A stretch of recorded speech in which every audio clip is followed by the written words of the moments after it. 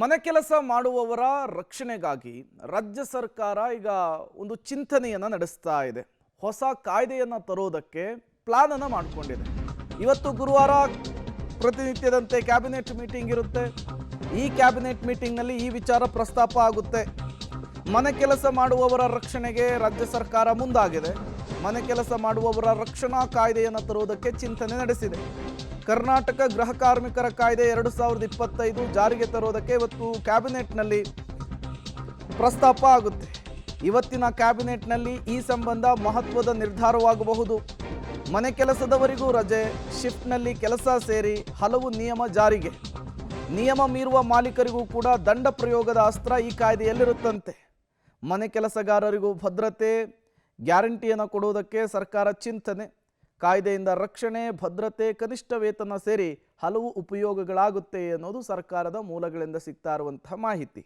ಈ ಹಿಂದೆ supreme court ಒಂದು ಪ್ರಕರಣದಲ್ಲಿ ಕೇಂದ್ರ ಸರ್ಕಾರಕ್ಕೆ ಈ ರೀತಿಯ ಕಾಯ್ದೆಯನ್ನು ತನ್ನಿ ಅನ್ನುವಂತಹ ಸೂಚನೆಯನ್ನು ಕೊಟ್ಟಿತ್ತು.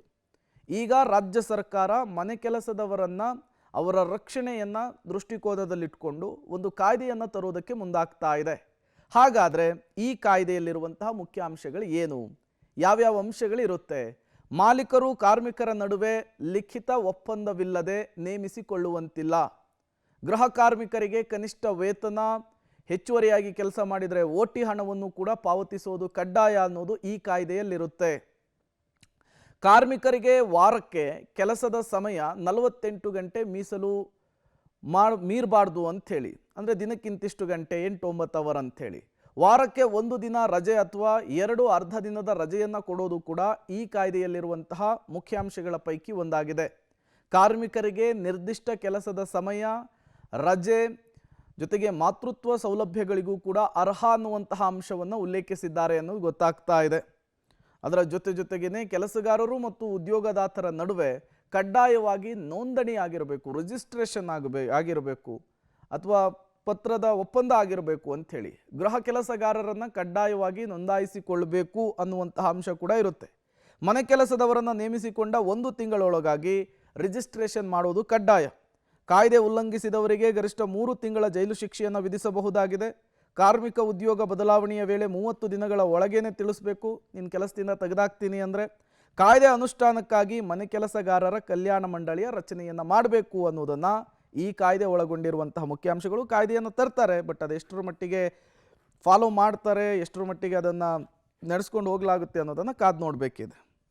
ಮತ್ತಷ್ಟು ಡೀಟೇಲ್ಸನ್ನು ಕೊಡ್ತಾರೆ ನಮ್ಮ ಪ್ರತಿನಿಧಿ ಶ್ರೀನಿವಾಸ್, ನೇರ ಸಂಪರ್ಕದಲ್ಲಿ ಜಾಯ್ನ್ ಆಗಿದ್ದಾರೆ. ಶ್ರೀನಿವಾಸ್, ಮನೆ ಕೆಲಸದವರ ರಕ್ಷಣೆಗಾಗಿ ತರ್ತಾ ಇರುವಂತಹ ಕಾಯ್ದೆ ಇವತ್ತಿನ ಕ್ಯಾಬಿನೆಟ್ ಮೀಟಿಂಗ್ನಲ್ಲಿ ಚರ್ಚೆ ಆಗುತ್ತೆ ಅನ್ನೋದು ಗೊತ್ತಾಗ್ತಾ ಇದೆ.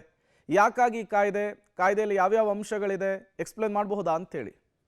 ಪ್ರೇಮ್, ಗಿಗ್ ವರ್ಕರ್ಸ್ಗೆ ರಾಜ್ಯ ಸರ್ಕಾರ ಒಂದು ಮಹತ್ವದ ಬಿಲ್ ಅನ್ನ ತೆಗೆದುಕೊಂಡು ಬಂದಿತ್ತು. ಈಗ ಮನೆ ಕೆಲಸದವ್ರಿಗೂ ಕೂಡ ಆ ರೀತಿಯಾದಂತಹ ಭದ್ರತೆ ಕೊಡುವಂತ ನಿಟ್ಟಿನಲ್ಲಿ ರಾಜ್ಯ ಸರ್ಕಾರ ಮುಂದಾಗಿದೆ. ಇವತ್ತಿನ ಕ್ಯಾಬಿನೆಟ್ ನಲ್ಲಿ ಆ ಒಂದು ಕಾನೂನು ತರುವಂತಹ ವಿಚಾರವಾಗಿ ಚರ್ಚೆ ಆಗುವಂತ ಸಾಧ್ಯತೆ ಇದೆ. ಪ್ರಮುಖವಾಗಿ ಮನೆ ಕೆಲಸ ಮಾಡುವವರು ಆಗಿರಬಹುದು ಅಥವಾ ಡ್ರೈವರ್ಸ್ ಗಳಾಗಿರ್ಬೋದು, ಹೀಗೆ ಮನೆಯಲ್ಲಿ ಕೂಲಿ ಕೆಲಸ ಮಾಡುವಂತವರಾಗಿರ್ಬೋದು, ಇವ್ರಿಗೆಲ್ಲರಿಗೂ ಕೂಡ ಒಂದು ಸಾಮಾಜಿಕ ಭದ್ರತೆ ಕೊಡಬೇಕು ಅನ್ನುವಂತ ನಿಟ್ಟಿನಲ್ಲಿ ಈ ಒಂದು ಕಾಯ್ದೆಯನ್ನ ತರಲಿಕ್ಕೆ ಸರ್ಕಾರ ಮುಂದಾಗಿರುವಂತದ್ದು.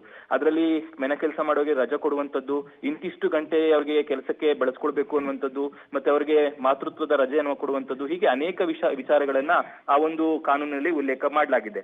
ಈಗ ಸದ್ಯಕ್ಕೆ ಡಿಸೆಂಬರ್ ನಲ್ಲಿ ಏನು ಅಧಿವೇಶನ ಇದೆ, ಅದಕ್ಕೂ ಮುಂಚೆ ಸುಗ್ರೀವಾಜ್ಞೆ ಏನಾದ್ರು ಹೊರಡಿಸಬೇಕಾ ಬೇಡವಾ ಅನ್ನೋ ವಿಚಾರಗಳನ್ನ ಚರ್ಚೆ ಮಾಡ್ತಾರೆ.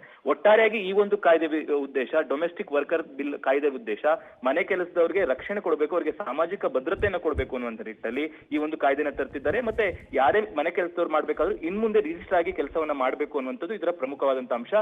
ಒಂದ್ ವೇಳೆ ಇದನ್ನು ಉಲ್ಲಂಘನೆ ಮಾಡಿದ್ರೆ ಅವರಿಗೆ ದಂಡ ವಿಧಿಸುವಂತದ್ದು ಮತ್ತೆ ಜೈಲು ವಿಧಿಸುವಂತದ್ದು, ಅಂದ್ರೆ ಓನರ್ ಗಳಿಗೆ ಜೈಲು ವಿಧಿಸುವಂತಹ ಒಂದು ಅಂಶಗಳನ್ನು ಕೂಡ ಇದರಲ್ಲಿ ಉಲ್ಲೇಖ ಮಾಡಲಾಗಿದೆ.